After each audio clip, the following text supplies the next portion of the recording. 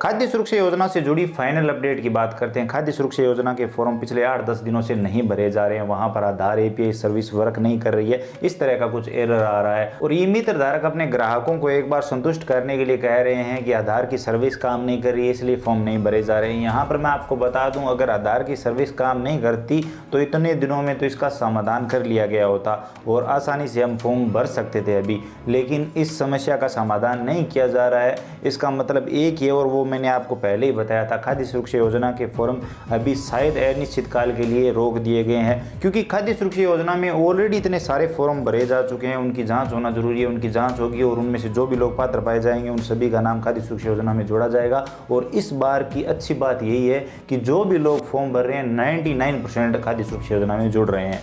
सिर्फ 3 अधिकारियों के हस्ताक्षर चाहिए आपको, ग्राम विकास अधिकारी, पटवारी और बीएलओ, इन तीनों के आप हस्ताक्षर ले आते हो तो लगभग आप 99% खाद्य सुरक्षा योजना में जुड़ जाते हो और यही हो रहा है।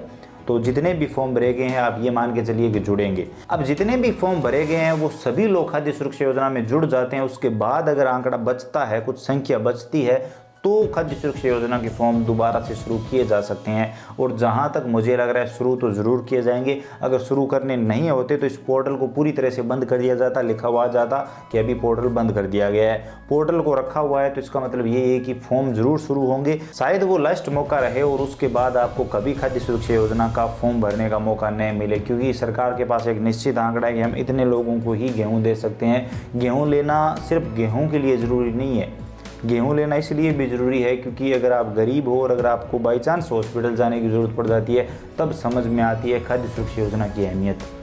जी हाँ, खाद्य सुरक्षा योजना के साथ आपको जो मुफ्त चिरंजीवी योजना मिलती है वो एक गरीब परिवार के लिए बेहद ज़रूरी है। तो आप जी जान से कोशिश करिए कि खाद्य सुरक्षा योजना में आपके परिवार का नाम जुड़े ताकि उन सभी का भविष्य सिक्योर हो सके।